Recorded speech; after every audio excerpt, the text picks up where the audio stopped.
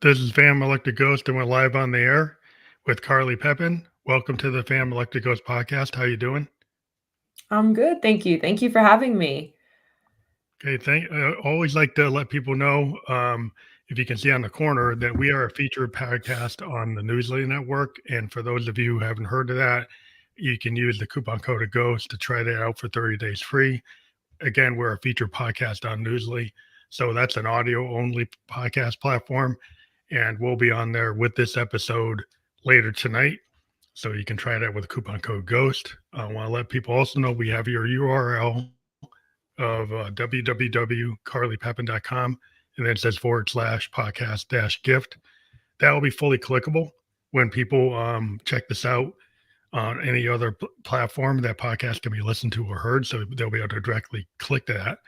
And then today, what we're going to talk about is moving from challenge to opportunity. So that's kind of our a brief introduction. But one of the first things we like to ask a guest is like, why do you do what you do? What motivates you? Yeah, this is something that I genuinely am very inspired to do. So it gives me the most energy.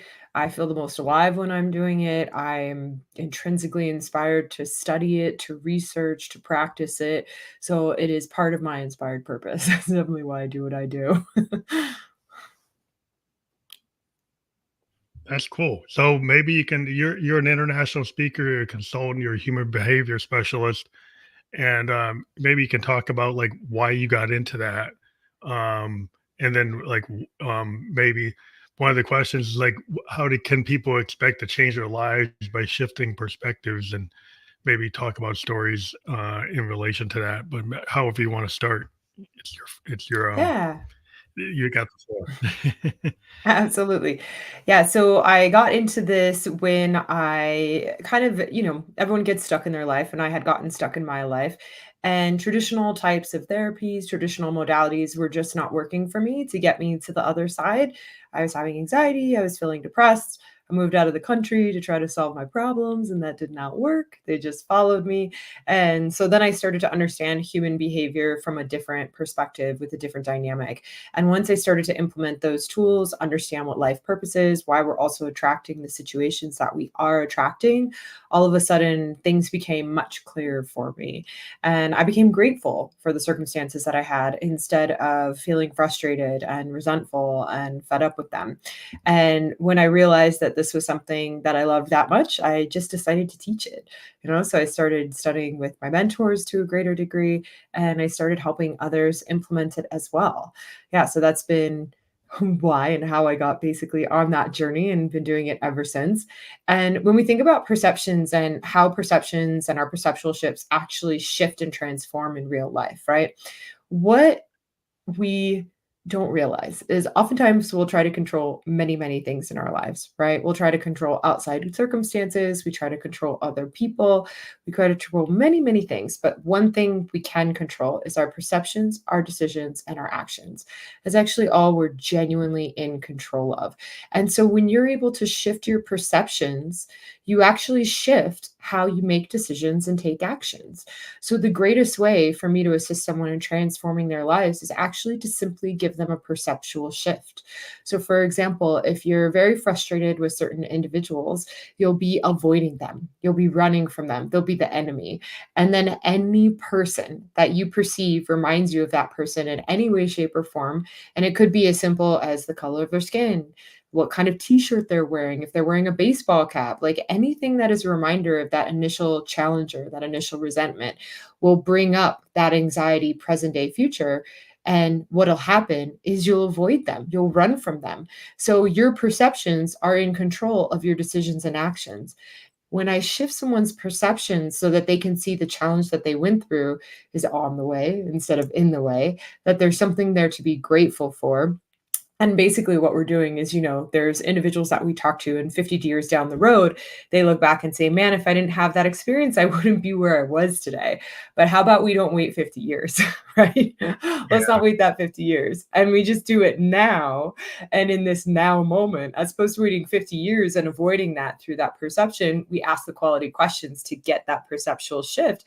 And then guess what? Every time you run into that person or a reminder of them, you don't tell me that you have to avoid them, that they're like negative energy, that they're sucking you. You actually don't even notice anymore. And then so all of a sudden your actions and your decisions become different as well. So perceptions are truly one of the most powerful things that you can change. And what's cool about it is when people are trying to create a life that they would love, a life designed for them uniquely, as soon as we shift those perceptions, it actually opens up the entire world that's already available to you. There's no magic to manifesting. It's actually not really manifesting. Everything's already there. You just shifted your perceptions to be able to see what's already been accessible and available to you. It's quite cool. yeah, it's interesting because a lot of times I think we put like glass ceilings, like, and we don't realize we can break through, like what you just described, because you had a bad experience with a certain individual, and then anytime you see somebody that fits that pattern, you don't let that individual speak for themselves.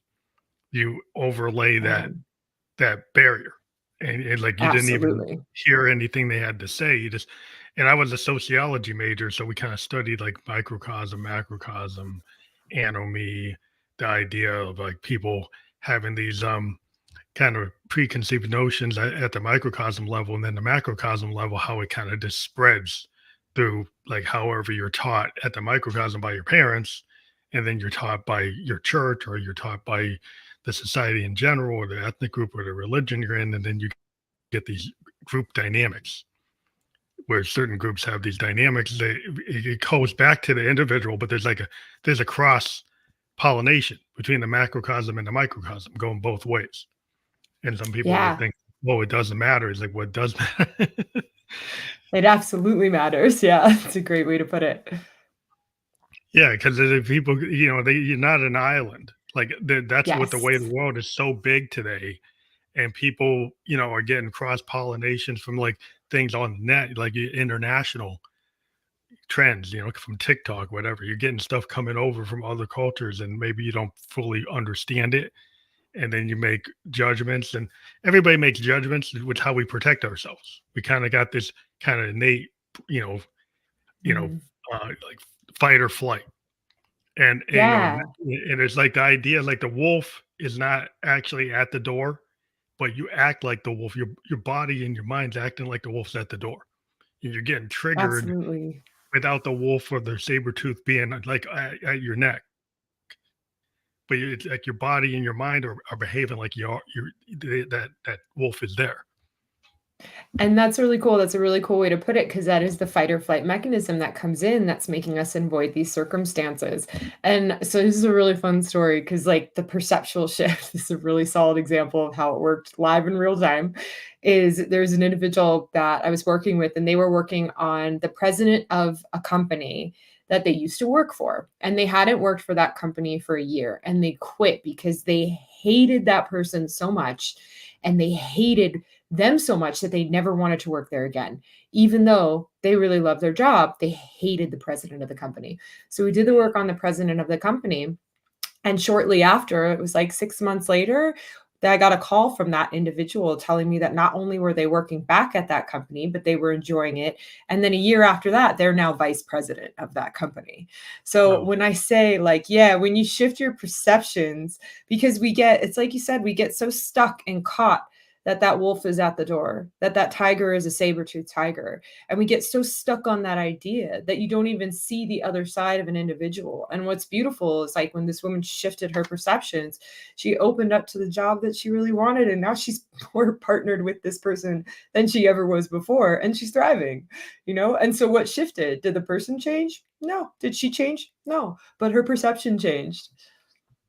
Yeah, a lot of times we've had discussions where, it seems simple, but like you kind of have to start with like self-love, and then identifying like if you have imposter syndrome, or you're like, you're putting up like roadblocks, and it's not like you're not going to solve your codependency problem if you don't understand that you have that. You're going to keep on seeking out the individual that's not really working with you, but you keep on finding that same pattern and repeating it.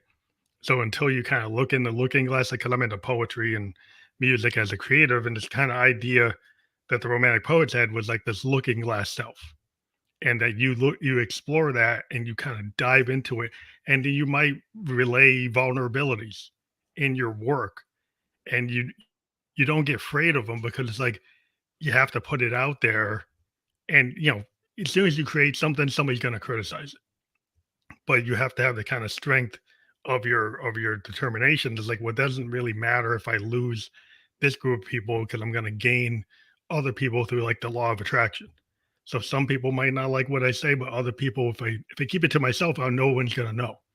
But if I put it out there, there'll be a response, and you can't take it personal on every response. Yeah, and here's a great reflection tool as well, because this is one thing I love about criticism, right? Criticism is actually only going to impact you if you feel guilt and shame for your agreement with them. So we are what people say we are. We are everything out there that you see outside, you have inside yourself. And the only time when a criticism impacts you is when you have guilt and shame for what you've done. And so what's amazing is when you clear that guilt and shame and you realize you're worthy of love, no matter what you've done or haven't done, someone will come back at you with the same criticism and you won't react and respond. It's very cool. And so it's like if you want to be a leader in the world and you want to embrace that, it's first loving and appreciating that inside yourself. And so then when people come after you, because people come after me too, and I tell them, I was like, I know I am that. Sometimes I'm like, I just told you I was that person. I was like, but you have a problem with it and I don't. So maybe we take a look and a deeper look at what's going on inside of you that you're frustrated with yourself for doing this exact same thing, right? So criticism is a great feedback mechanism to actually look inside ourselves and be like, well, is this actually bothering me? Why is it bothering me? Where do I agree with them? Oh my gosh, it's time to have love and appreciation. And sometimes after that, what you get is you get critical feedback that can also be helpful. I mean, obviously, there's going to be some you're not going to pay attention to because it gets a little bit outlandish, but there's also going to be some where you get feedback and you're like, wow, that's actually really helpful. And I was thinking about doing that anyway. So I think I'll implement it now. Thank you for the reminder. Well, also, I think a lot of people forget that like the lessons learned from like challenges. And there's a concept in music, right? Once you get into like very experimental music and like jazz and other forms, that there's an idea like there's no bad note, because the perceived bad note is actually an opportunity. Like if you're in a jazz group, fusion group, and you hit a note that's unexpected, typically what happens in the jazz fusion world is you go off with that new note, and your song evolves. So it's not what it was, it becomes something else. It's kind of like the present time. And so you get a lot of artists like for Herbie Hancock and Miles Davis, they'll say, well, there's no really bad note. It's how you respond to that opportunity. And I think you can kind of equate that in life. Like if you say something that's unexpected and people can say, well, that's bad, or that wasn't what the common thing that people say is, or the common thought. It's an opportunity. It's a lesson learned that you get a different perspective. It's like not the same place that everybody's at, but it's a valid thing to do. Absolutely, and I love how you explain that because 'cause you're right. That dynamic of there's no real bad note goes into the same component of our life journey, where there's nothing that's really bad and there's actually nothing that's really good. It's just the label that we put on it based on our own unique priorities, our own unique purpose, and our own unique perceptions, which are sometimes polarized, right? So when we put that label on it, that's actually when we start to disconnect from the magnificence of our own life.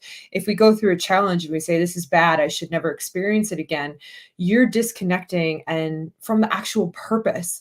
Like you said with that music note, it's like, why was it meant to come in that way? What else happened as a result? Where else did like in the jazz world, it's like the whole team gets to collaborate with the music. But what you're missing out on in the real world is when you have one of those moments, those offbeat moments, is the whole world is collaborating with you.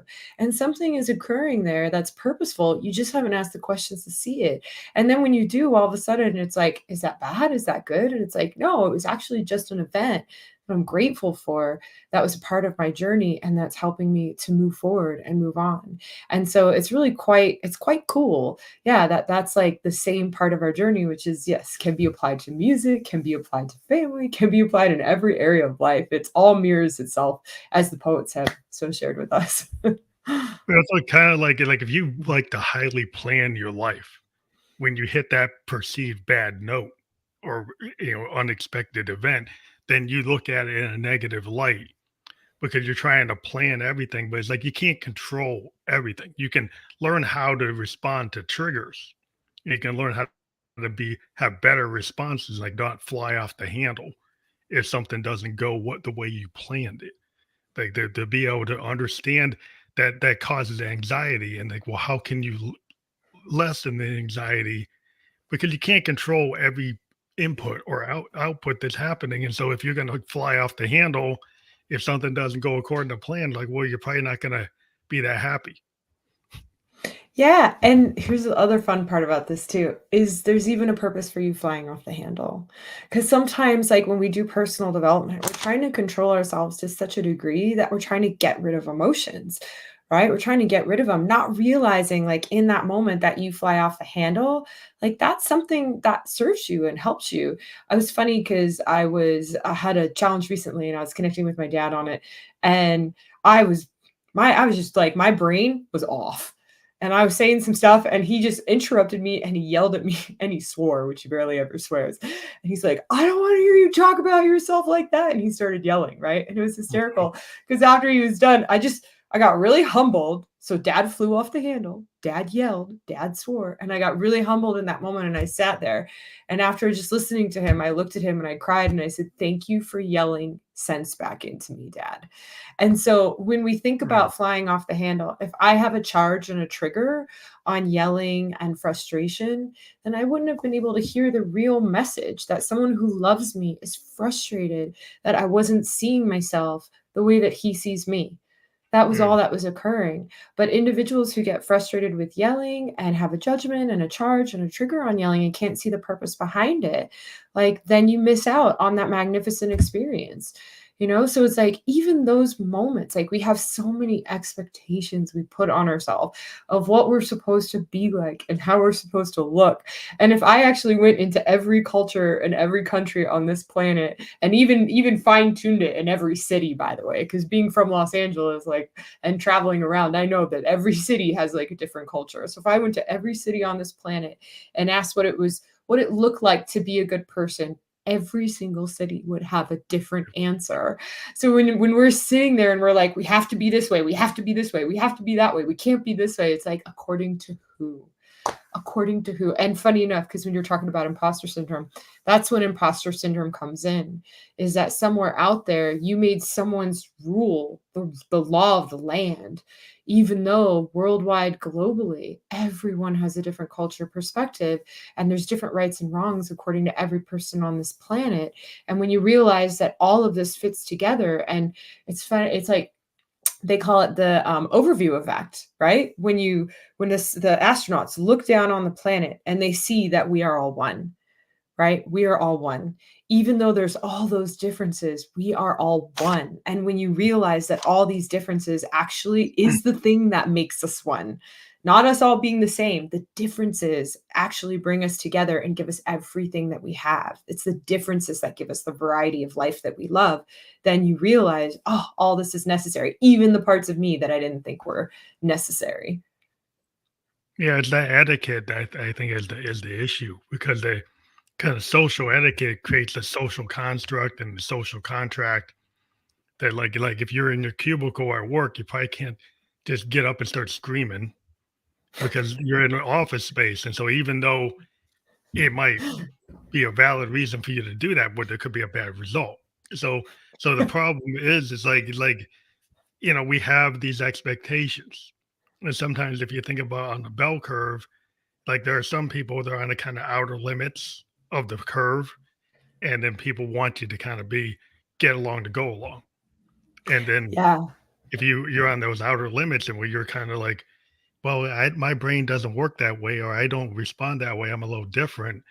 There's this tendency where everybody should be fit in the box. even though they'll say, like I'm in software design, and they'll say they want creative people, but then a lot of times they want you to be in a box. So which one is it? And if you're creative, you don't always agree with the boss. You don't always agree with what was done before. You try to do something on the bleeding edge, but then people say, "Well, why are you doing that?" Well, you said you wanted this, but I guess you really don't. you know, kind of live in a And conundrum. yeah, it's really funny because when you bring up, like, the yelling in the office and stuff, I had very in-depth experiences in the fashion industry and, like, celebrity and photography and stuff, and so when people say, like, "Nobody just yells in the office," I'm like, "What are you talking about? People yell in the office all the time." Yeah. People just stand up and yell, like, and I just had all these experiences, like, this lady just burst into tears in the middle of nowhere. The emotions in that particular industry ran high, and it was really funny because after I was like, I don't want to do this anymore, and I went into the corporate world. It was a very different experience, and then the bosses or the owners would be the only ones who had the push and the shove. And then, since I'm used to being a bit more vocal from my Mm, background, I was the only one who was like, and they give me this face like, "Did you just talk back to me?" And I was like, "Well, you can't talk to me like that." Yeah. I was like, yeah, "That's not how this works." I was like, there's "We talk back hierarchy. where I'm Yeah, from." the But hierarchy. that's the Yeah, cultural dynamic. Here's one culture who says it's okay to freak out in the office, and another culture that says it's not okay to freak out in the office. And it's funny because it's like, well, which one's right and which one's wrong? To the degree that it was nice not to have like the culture of people freaking out in the corporate office, I will tell you, we got so much done so much faster in the other environment. And I was like, as chaotic as it was, I actually preferred it at the end of the day. yeah. And I became grateful for it because I was like, gosh, I got so much done. Gosh, I got so much done and things With just the moved passion, and right? yeah. With the passion, when you're in a more creative environment, like Mhm, if you're in a music environment, people are passionate. Like if you're writing a mhm. song with a band, it's not gonna be like all sweet and light. You're No. gonna get heated exchanges between people. So, well, this is my riff, this is my thing, or they shouldn't go that way. Producer says, do it over again. It's like, no, I'm not doing it. Like it's the creative process is passionate. So, like, well, no matter what you're doing, if you're in the arts, it tends to drive a different type of focus, right? And so, and Mhm. there are people who are alphas, and they might be in charge. People who try to control things, and other people push back. But I just overall, I found that the creative space offers a little more freedom of expression, Yeah. but there are limitations. It's different. It's definitely different. It's interesting, because the whole idea of opportunities out of challenges overall, when you're thinking Yeah. about like a life purpose, and maybe you can define your vision of a life purpose, because people have different Yeah. like ideas of what that means, and sometimes it's good to kind of get your idea, your concept of the term. Yeah, absolutely. Because life purpose, people really get lost, confused, disconnected from their life purpose because they make up all these things that it's something nebulous. It's something you're seeking. It's something you have to find, right? You don't have to find it. Remember, we're alive as purposeful beings. So why would you have to go find your purpose? Why would you have to find it? It's within Yeah, you every day, and your life demonstrates it, right? And I really want people to understand that because I hear people so many times being like, "I don't have a purpose. I don't have this. I can't find it," right? It's because you actually haven't looked at what your life is demonstrating is important to you.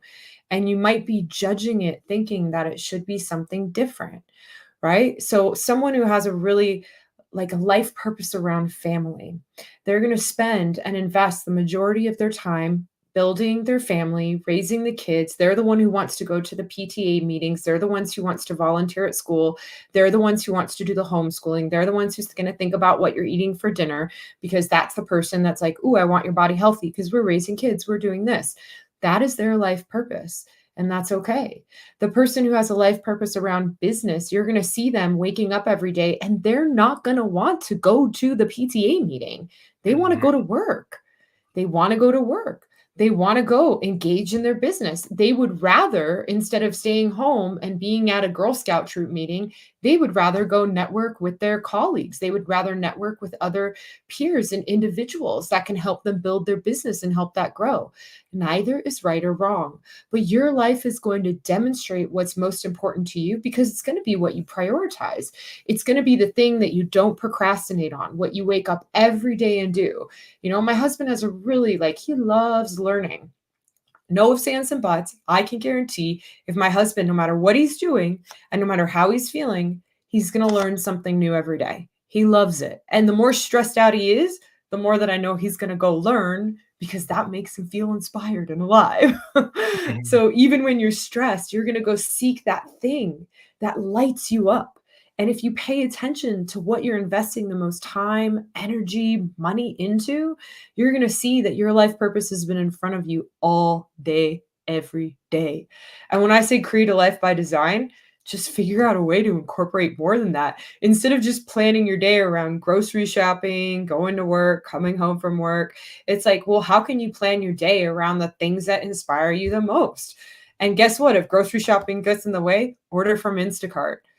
Never go grocery shopping again if you're not inspired by it. If you're a chef and you're inspired, get to the grocery store as often as you can.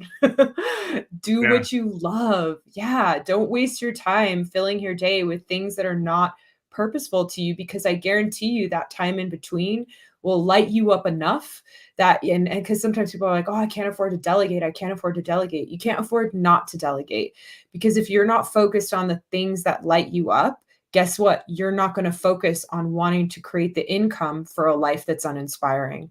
But the more that you give yourself permission every day to focus on the things you love, you'll do whatever it takes to maintain that. I guarantee it. And you'll make whatever it takes to make sure that you don't have to do the stuff that you don't want to do.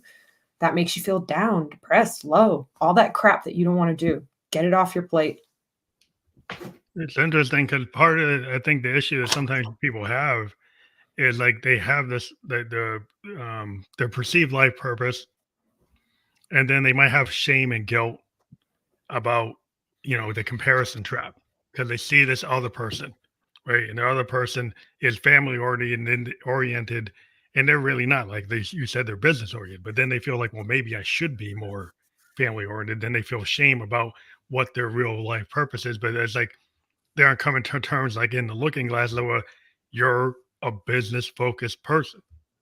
So Yeah. that's like where you are, and maybe you have some regrets about maybe you should do this, maybe you should that. But are you really comparing somebody else that isn't like you? Like they're not, they're Yeah. family oriented. So if you're trying to compare yourself and say, "Well, I should really be that," is that like the trap Yeah. that people get into because Yeah. they're looking at the other person?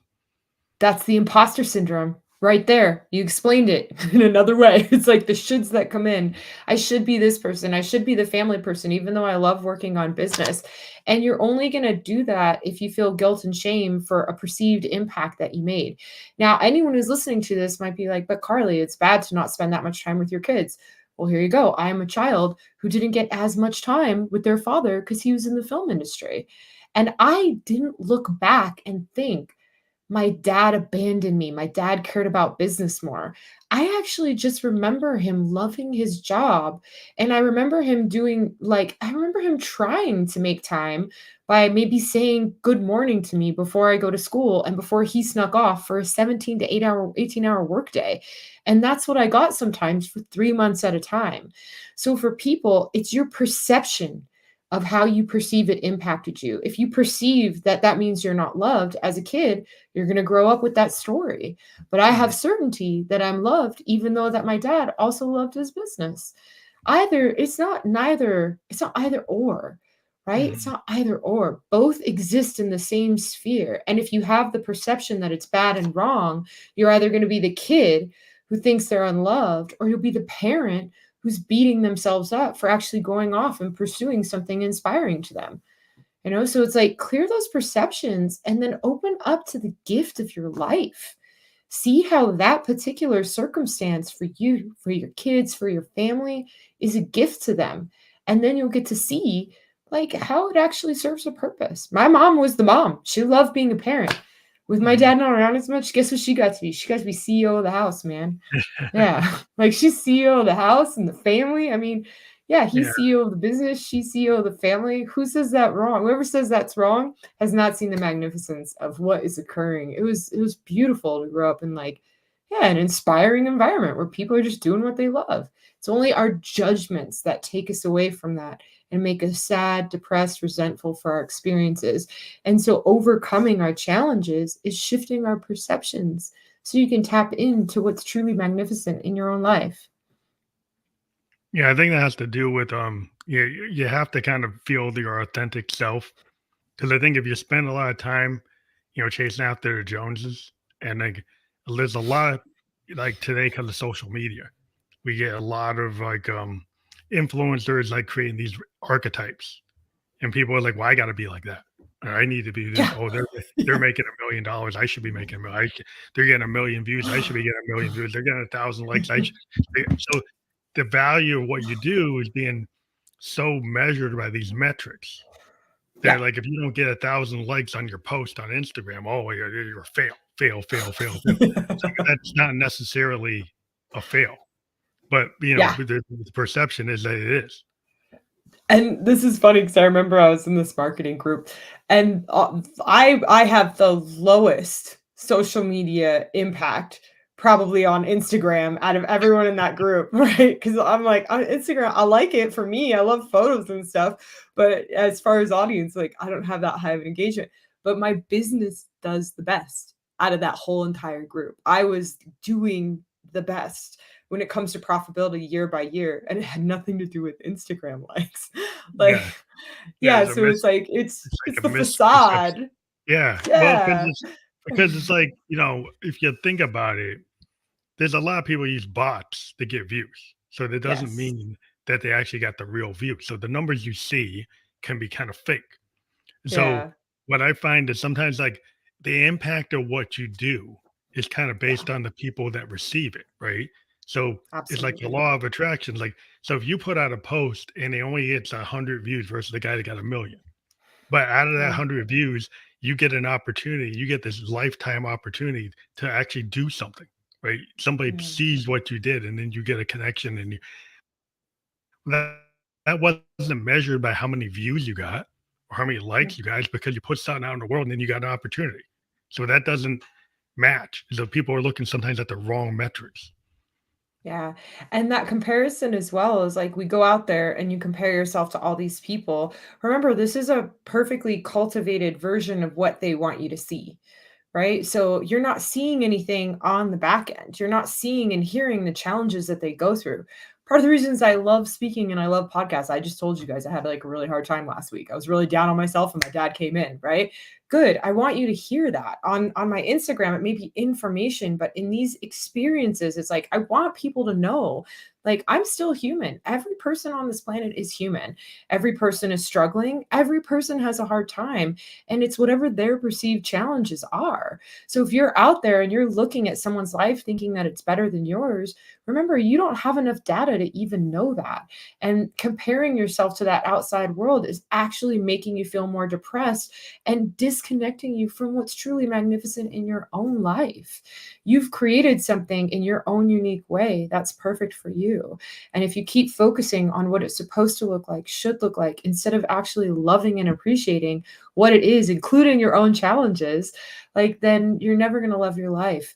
And it's funny because when I sit with people and I talk to them about their challenges, right? Like if you look at the challenges that someone else has and you took your challenges and we put them in a box, right? And you got to look in there and I want everyone to think about someone that they know who's going through something real rough.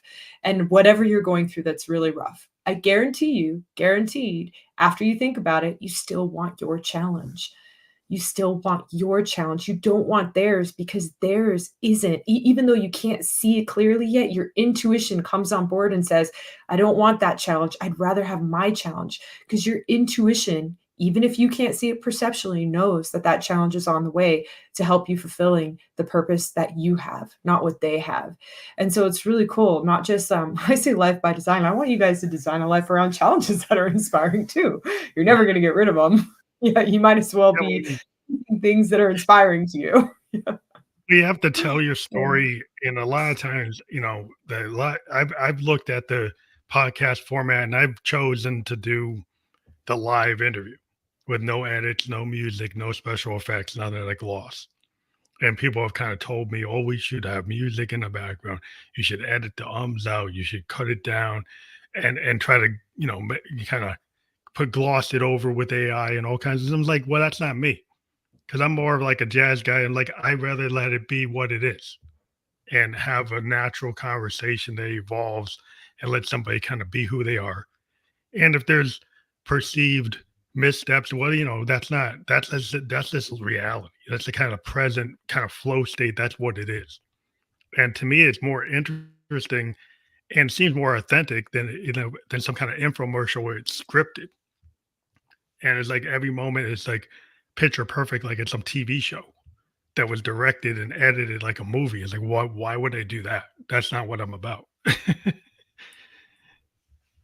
That's beautiful because the challenges that it's like you're inspired to face the challenges that come with a live show.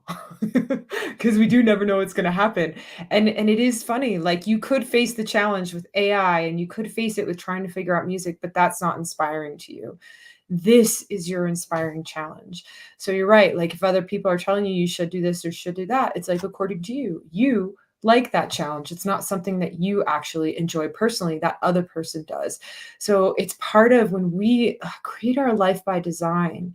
It's like you're sharing with this podcast experience. You genuinely pick the challenges that you want to face because those are the things that you're inspired to overcome. Those are the things that are in alignment with your purpose, present day and also future. And it gets you to realize like you're on this journey and you get to see all of your milestones, right? Because if you went on the back end and decided I'm going to do this the way someone else did it, you're going to go and you're going to try to do the AI, you're going to do the music, and it's going to deteriorate you from the inside out. And that's because those are challenges you don't want to pursue or overcome, and you won't. You'll procrastinate on it, you'll hesitate, and you'll get frustrated with yourself, and you'll beat yourself up, and your self-worth goes down. But when you say, I know that all of this would make these components of my podcast easier, but I still want to face the challenge of doing it live, then what it gives you the opportunity to do is you show up live all the time. And then all of a sudden, now the feedback is it's like, oh, I didn't say this many times. I wonder what was different, right? I'm just getting more comfortable. And then that's a milestone, right? It's a milestone because any speaker out there knows like when you hear yourself say less, you're like, oh, I'm getting more comfortable. It's a milestone and that builds your self-worth. And even if you do say you keep going and you keep showing up because it's inspiring to you. So pursuing challenges that are inspiring and purposeful builds your self-worth. That's how you build your self-worth. True self-worth that lasts. No affirmations, nothing that's like a small hit of dopamine. True self-worth that lasts will come when you face challenges that are inspiring to you. You'll overcome them, I promise. It's like the concept of where you're talking about big goals is like, can I do this versus I can do this? Because kind of like the backstop is like before I ever got into this, I wasn't really into public speaking at all. I was just a keyboard player, producer. I wasn't the lead singer. I didn't want to be in the front. And then I realized that you kind of have to start pushing yourself as the singer songwriter or the person that's going to talk, or you won't be paid attention to. So I was like, well, then I'm going to have to do it. So then the question was, well, can I do it? And then once I realized, well, you know what? I'm just going to show up. I'm going to be consistent and show up. And even if the first couple attempts don't pass the mustard, right? I'm going to keep on trying and just give it the college try and just keep on doing it. And it's kind of like muscle memory. Like once you do something that's hard or wasn't natural for yourself, then the more you do it, the better you get at it. Like the 3-point shot, you keep on doing it 1,000 times, it Yes. becomes muscle memory, and then it's not hard. This is really cool because this is your life purpose. Again, we're going to go back into it's right in front of your face. You're already doing the 3-point shot. You've already tried to do something, one or many things, thousands of times. On the back end, as any of you guys are sitting, listening at home, listening in the car, wherever you're listening, I know that you've spent thousands, tens of thousands of hours invested in things that are important to you. And you have gained a level of mastery in your life purpose. When you're discounting what that looks like, then you're discounting that that's actually valuable. And it's funny because like if you even think about what if it's cleaning? What if our mastered cleaning, Carly? That seems worthless. I don't know. How about all those organization companies that go to like celebrities' homes all the time because they don't want to organize their closets and they get paid how much money to go Mhm. organize? If you're a master at organizing and you're investing all your time in organizing, there's a huge industry doing that. Someone just said one day, this is valuable. I think I'll charge for it. And so Yeah. there's something that you're doing for hours and hours every day and you're doing it all the time that you're gaining mastery in and other people out there because I don't want to do that, by the way. That's not my life purpose. I'd rather pay someone else to do it. Figure out what you love to do and see where other people need that because they don't love to do it and charge us for your products and services and help us to do what we love and get it off our plate. Like that is inspired life, that is inspired business, and everyone has the capacity to do that. Everybody can self-actualize on what they're kind of good at. And then some people don't be like, well, they like, again, it's like if you're keeping up with the Joneses, then you minimize your talent. Like you said, somebody that becomes an organizer and I can actually organize. And I've actually had people on the podcast and I was like, well, that's interesting. Like actually have taken the ability to be a really good organizer and turned it into a service. And Yes. I've run into a bunch of them, maybe 4 or 5 I've interviewed. And I'm like, I never really thought of it. That like somebody could actually monetize that. And the interesting conversation was like, wow, they did. They actually turned that into a career. And I said, Yes. well, that's really creative. And that's where I kind of get the idea. Like people are creative. They may not, you don't have to be a musician No. or a filmmaker or an actor to be creative. You see a lot of entrepreneurs or a lot of thought leaders, or they're not necessarily, you know, like Beyonce or Taylor Swift. It's like they still have that creative spark. You know, that's what they're. That's it's all human Yes. beings have that. It's innate. Yeah, it's beautiful because we do. We all have that creativity when it comes to something that's purposeful to us, right? So if you pay attention to where you're creative, where do you come up with solutions naturally? Where are you pushing forward on things? What inspires you the most? What energizes you? Where are you investing most of your money in? Right? I love personal development. People giggle when they hear how much I spend on personal development, but then it also makes sense for me to turn it into a business, you know? So it's like, where do you invest the most amount of time, money, and energy? And how can you create something like businesses doing what you love? And I love to ask that question on a regular basis. On a regular basis, is how can I create an income doing what I love? And when you ask that, you'll see things in a different light, right? I remember when I started asking that question, even looking at buying homes now is very different. And now every time I buy a home, I don't want to buy a home unless I see an income opportunity. And it's like, cool, is there a rental unit on it? Can I put like an ADU on it? Is there some way that I can make money to be able to create that income so I can have a home, I could build a family in my home, but I can also make money doing what I love? Mhm. Right? So every time, anything that you love, you guys, anything that's inspiring to you, if you ask how you can create an income off of it, even if you just start writing things down, write down 5 ways, 10 ways, 20 ways, 100 ways. Because if you challenge yourself to ask yourself, how can I do this and make money off of this? And you put 100 answers, I guarantee you your executive center and your creativity is going to come on board and there's going to be ways in there that you're like, wow, this is actually possible. If you push yourself to get those answers, you'll come up with some really inspiring stuff that you can do today. That's really, I think, a good piece of advice because I think a lot of people don't take the time to kind of like look at the kind of like I don't know. You have this idea of a context diagram in our the way we look at things in software design, and we'll look at the overall like use case and the actors and stuff. And there's this kind of diagram, but like, well, where are the inputs, where are the outputs, where are the opportunities, where are the processes, and we have this big diagram of the whole system, and we look at the whole piece. And sometimes we get people who are just looking at one piece, but we have to kind of look at the whole thing to see like the full picture. And I think a lot of times you don't kind of like you said, the astronauts looking at the world. It's like, hey, we're Mhm. all one because you got that big view. And sometimes we're so in the narrow lane we don't kind of zoom out. Yeah. And even when we zoom out, it's helpful. I would say the easiest way that I found to zoom out is to be of service. It just is what it is. No matter what I'm going through, if I can get on a podcast, if I can get on a phone call with my clients, if I teach a workshop, like it just gets me out of my own head. So it's like just being of service in a way that you love. And if you have a business and you get to show up to work and you get to go to work and you get to contribute, if you remember that level of feeling like you did contribute to the world, like it changes you from that narrow perspective to the broader perspective, and then take that and move forward with it. Because I know we all get stuck. I know we all get stuck. We all get stuck in our own challenges, but it's like, man, if you're focused on what's inspiring to you, it really gets you to disconnect from that narrow viewpoint. It gets you to disconnect from the stories you've been telling yourself, because those stories, at a certain point, when you have that inspiration and you see it, because remember, it's always there, your life purpose is always there, but when you connect with it and you see it, you realize it's not worth giving up. No story, no narrow mindset, no anything, no challenge is not worth giving that up. And you just do what it takes to get to the other side. I love personal development. I love shifting perceptions. And one of my biggest focus is to do that, to ensure that people connect with their purpose. Because in between my calls, I want you to be thriving. I want you to be moving forward and making sure that you're getting things done and making things happen.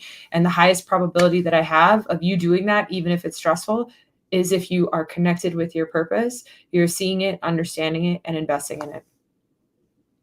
I think that's the kind of common drive that I think people need to experience. But one of the things I like to ask is a kind of different thread here is like what are three things about yourself that folks should know that maybe they wouldn't expect? Mhm. Yeah, things they wouldn't expect. I was a surf photographer for a little while, and I don't even know how to surf very well. Um, and somehow decided that it would be a good idea to be a surf photographer, and that was really fun. This is really fun. I love yoga on the back end. I'm a little bit yoga obsessed. I kind of have trained like a teacher, but I'm not teaching. And what else is some others? Oh God, I'm a fashion nut. I'm a fashion nut. When we talk about mastery, I am 100% trying to figure out how to create income off of fashion. And I think I have some ideas, but I have been studying fashion since I was about 13 years old. So I'm a fashion nut. So yeah, those are three things that I don't often share with people. But once you spend a little bit of time with me, you're like, oh, that makes sense. And then I guess a follow up on that is the kind of key lessons learned that your audience can take away from your work, like the work you do. Yeah. Is there some key lessons learned that are valuable that you think you Yes. could like relate to the audience?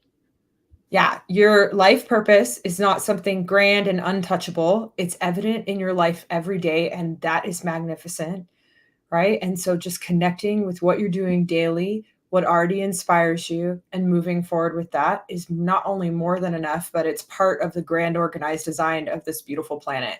You're uniquely you, and that particular component is necessary. And that no matter what you're going through, if you can ask yourself those questions to see how it serves you, then you'll see that every challenge that you encounter, no matter how big or small, is actually on the way to assisting you. And when you see that, the challenges that you're going through don't have to overtake you to the same degree. And when you know that, even if you have a big one that you haven't gotten through yet, you have that in the back of your head and you think to yourself, I haven't seen it yet, but I know that there's purpose and I'm going to get there. And when I see it, I'll be grateful. I want to thank you for being on the show. It's always a pleasure to talk to people with different points of view.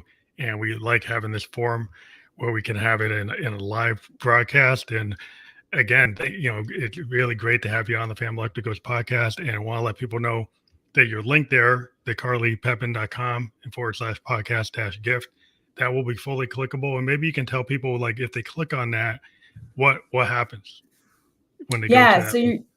you're going to get some more information on what we spoke about today in like greater detail so that I can assist you to understanding these principles in a large in more of a large format and how to apply them to a greater degree to your own life. Because I know we can listen to podcasts and we get insights and you're going to get ahas and there'll be certain takeaways. But I also know that for some of you who want to dive deeper, that's the opportunity as well. Again, thank you again for being on the show. We always love having new people. It's a new ideas. It's a learning experience for us. It's like a master class every time we talk to somebody. We get a different perspective. We learn like the mastery that they have, and they relay it to us, and we find it educational. And it's just the value of doing this every day is to get these different perspectives. So thank you for being a guest on the show. Thank you for having me.